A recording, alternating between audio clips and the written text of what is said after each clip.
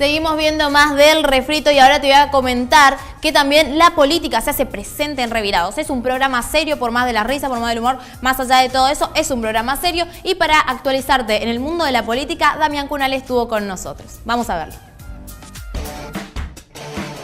¿Qué tal? Buen día a todos. Sí, efectivamente ayer, como sucede todos los años, entre el 5 y el 15 de diciembre, que es lo que dice el reglamento de Cámara y también del Consejo, se eligen las autoridades de los dos cuerpos legislativos más importantes que tiene la provincia. Por un lado, la Cámara de Diputados de la provincia de Misiones y por otro lado, el Consejo Deliberante de Posadas, que como capital tiene un peso político bastante importante a la hora de tomar decisiones. En lo que respecta a la Cámara de Diputados, como hace 10 años, viene sucediendo repetidamente.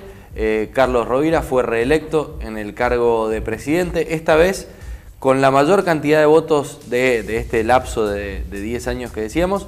Fue elegido con 37 votos positivos, solamente 3 abstenciones, que respondieron a las de la Unión Cívica Radical, que decidieron no acompañar, y a diferencia de otros años, además de no acompañar la nominación de Rovira como presidente de la Cámara, decidieron no presentar, en este caso, un candidato propio. Más allá que la UCR no presentó candidatos, ¿no había otros? No. Por eso decía que solamente se abstuvieron. El proceso lo que dice en realidad es que no podés no votar, ni tampoco podés votar en contra de una candidatura a presidente de la Cámara de Diputados. Lo que sí tenés que hacer es presentar una propuesta diferente. Todos los años el radicalismo con otros bloques de la oposición venía haciendo esto. Este año el radicalismo quedó solo porque los 8 restantes bloques, además del oficialismo del Frente Renovador, decidieron acompañar a Rovira. Entonces quedaba como muy solo el radicalismo para presentar un candidato, con lo cual lo que indica el reglamento es que si bien no se puede no votar, como decía, ni votar en contra, sí se le puede pedir permiso al Pleno para que autorice la abstención. Que la abstención es no votar directamente, es como estar ausente, pero estando presente en la Cámara de Diputados. Esto hizo el radicalismo, pidió permiso al Pleno, el Pleno autorizó la abstención, más allá de algunos que no estaban de acuerdo con que hagan esto, y finalmente los 37 votos positivos que hubo en la sesión extraordinaria de ayer, los 37 fueron para que Rovira sea el presidente. Va a ser Orlando Franco el vicepresidente primero y va a ser Alfredo Schiavoni de Cambiemos el vicepresidente segundo. Con esto, también por primera vez en muchísimo tiempo, se repite el trío, digamos, que conduce la Cámara de Diputados. Presidente, vice primero y vice segundo son los mismos que tuvimos este año, son los mismos que se eligieron el año pasado. Así que la reelección fue para los 3 miembros o las 3 autoridades de la Cámara de Diputados, que tiene por un lado la importancia del peso político que tiene la legislatura, pero también hay que tener en cuenta que el presidente de la legislatura, quien ejerza la presidencia, es el tercero en la línea de mando del Poder Ejecutivo. Esto quiere decir que si Pasalacqua viaja y eventualmente, no sé, viaja un par de días a Europa de gira, como ya se ha ido, y repentinamente Oscar Herrera Watt se tiene que ir de la provincia para algo, quien queda a cargo de la provincia, a cargo del Poder Ejecutivo, es quien esté ejerciendo la presidencia de la Cámara de Diputados, así que no es un lugar menor el de ser presidente de la legislatura provincial, y Rovira por 10ª vez va a ser, y todo indica que mientras siga siendo diputado, esto va a seguir siendo de esa manera. Ahora lo de Schiavoni representa como un guiño al gobierno nacional, que representa al PRO, digo. Es como te decía recién, en realidad es el segundo año. Schiavoni fue electo ya presidente a finales del vicepresidente segundo a finales del 2015. En realidad responde a, por un lado sí puede ser a un guiño hacia Cambiemos, digamos, en general, hacia el gobierno nacional. También responde a buenas relaciones adentro de la Cámara de Diputados y la necesidad de acompañamiento en muchos proyectos de ley que al oficialismo le gusta que salgan con la mayor cantidad de votos posible, más allá de que el PRO tiene dos diputados nada más. Y siempre el Frente Renovador desde hace 10 años tiene, digamos, la costumbre de que la segunda vicepresidencia, el tercero en la línea de mando, siempre sea alguien de otro partido, de la oposición. Años anteriores le ha tocado el Frente para la Victoria cuando estaban medio separados en realidad el PJ.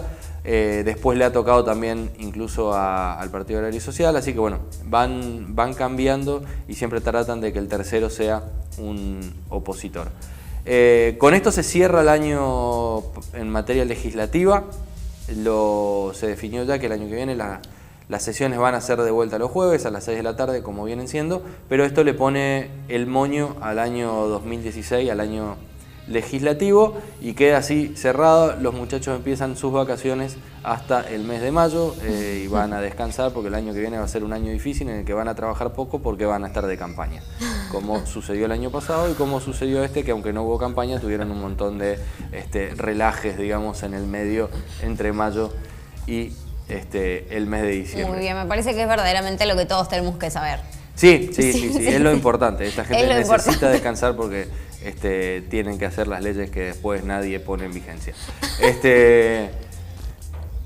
Queda en realidad un acto más, digamos, que va a ser del que va a ser parte de la legislatura porque tuvo mucho que ver, pero que está fuera de lo que es la agenda oficial, que tiene que ver con la inauguración de una escuela que se va a hacer el 20 de diciembre, la primera escuela de robótica que pertenece al Estado en el interior del país. No sé si recuerdan, por ahí en agosto o septiembre se había presentado. Es una escuela que se está armando entre el Ministerio de Educación, la Cámara de Diputados y la firma Hewlett Packard, y apunta un poquitito a la enseñanza de robótica y electrónica para chicos de toda la provincia que van a ir viniendo ahí a hacer cursos y ese tipo de cosas. Pero no significa que van a presentar el primer diputado robot. De momento no. No lo descartemos. En un futuro, ¿por qué no? En un futuro, ¿por qué no? Claro, sería más fácil en realidad porque si vota automático, igual que votan ahora, digamos, en la ley, entonces no.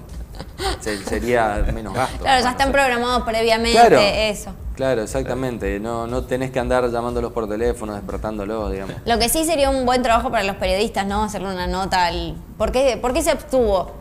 Claro. Lo bueno es que no se te puede escapar el robot.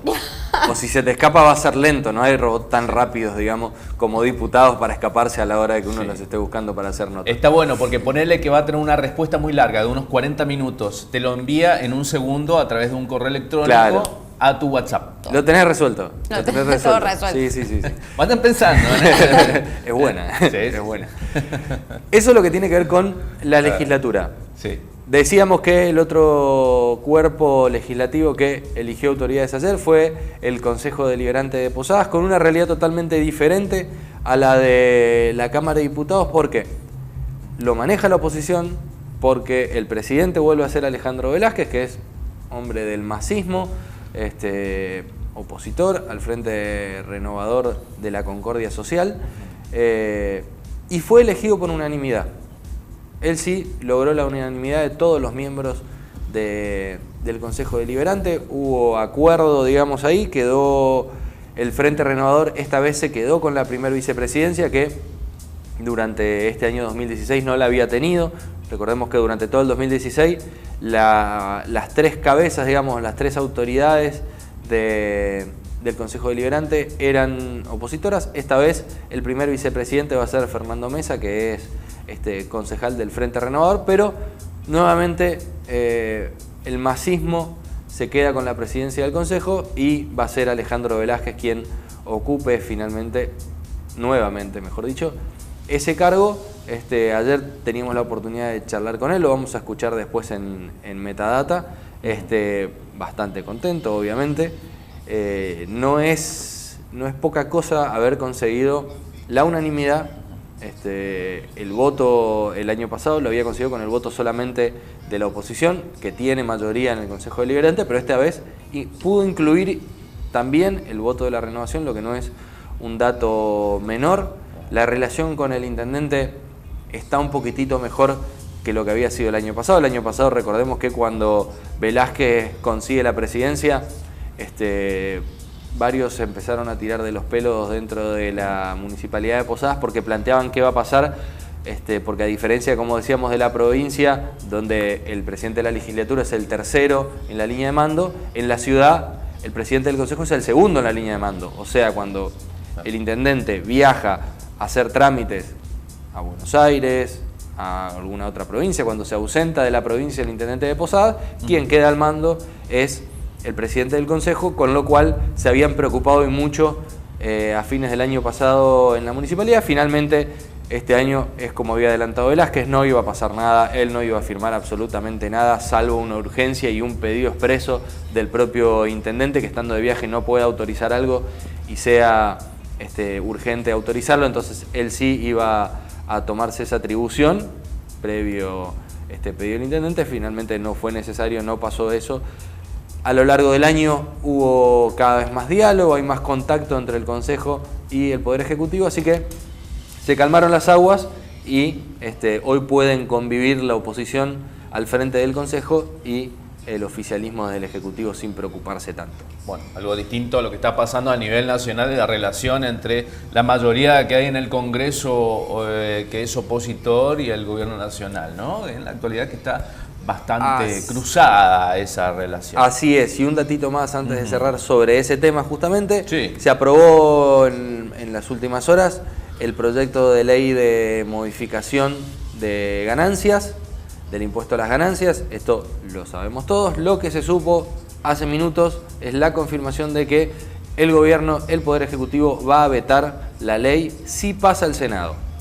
Lo anunció Gabriela Michetti hace algunos momentos en una ronda de prensa que realizó la vicepresidente. Dijo que si pasa al Senado, lo cual creo que es difícil, creo que es muy difícil, más allá de que en la oposición están confiados de que va a tener en el Senado la misma repercusión que en Cámara de Diputados. Yo lo veo bastante complicado porque hay varios gobernadores que no están decididos a acompañar. Para que pase al Senado no tiene que tener ninguna modificación, tendría que ser aceptado tal cual llegó. Primero tiene que ser aceptado tal cual llega, no puede ser modificado. Si es modificado, vuelve a la Cámara de Diputados. O sea, el Senado lo puede modificar y lo puede aprobar, pero esa nueva aprobación se toma como un nuevo proyecto de ley, con lo cual, con la aprobación del Senado, tiene que ir a diputados para ser aprobado por diputados. Y así puede hacerse una calecita de años. Claro. Siendo sincero, conozco poca gente que gana 30.000 pesos al mes como salario, como para pagar ganancias. Y de todas maneras, me interesa saber también sobre ganancias y sobre la ley de emergencia social. ¿El gobierno vetaría también esa ley? No, de momento no anunciaron nada oficialmente. Se rumorea que podría llegar a vetarla, pero no hay, digamos, información oficial al respecto. Hay también quienes dicen que no la vetaría, que la dejaría, vería cómo implementarla. Hay que recordar que las leyes, una vez aprobadas, tienen que ser reglamentadas por el Poder Ejecutivo, que es quien define cómo se implementa esa ley. La ley lo que hace es marcar lo que, digamos, los puntos que hay que hacer. Después es el gobierno nacional, el Poder Ejecutivo, el que decide cómo lo hace. Ahí es donde puede haber alguna vueltita y puede no vetarla el gobierno nacional, pero sí, por ejemplo, a la hora de reglamentarla, algunos puntos que haya que cumplir, patearlos un poco para adelante y en algún momento hacerlo. De momento, reitero, lo único oficial es que la que sí se va a vetar, si pasa al Senado, es la ley de la modificación del impuesto a las ganancias, que a diferencia de lo que pasó en diputados, donde hubo algunos diputados misioneros que acompañaron, en el Senado ya los 3 senadores de Misiones no van a acompañar por pedido del gobierno de la provincia. Esto es lo que yo decía, que va a ser difícil que pase el Senado. Los senadores sí responden, y mucho, a los gobernadores, no tanto así en diputados, donde, por ejemplo, en el caso de Misiones, hay renovadores, hay gente del Frente para la Victoria, hay gente del radicalismo, de Cambiemos. En el Senado, la mayoría de los senadores pertenecen a los gobernadores, con lo cual, y las provincias pierden mucha plata con la modificación de ganancias. Se les achica mucho la coparticipación y eso en este momento está generando un miedo importante en las provincias. Así que veremos qué pasa en el Senado. Bueno. Ahora, con toda esta info te dejo tranquila, te la dejo picando, diría mi abuela. Nos vamos a ir al corte y ya volvemos con mucho más del refrito.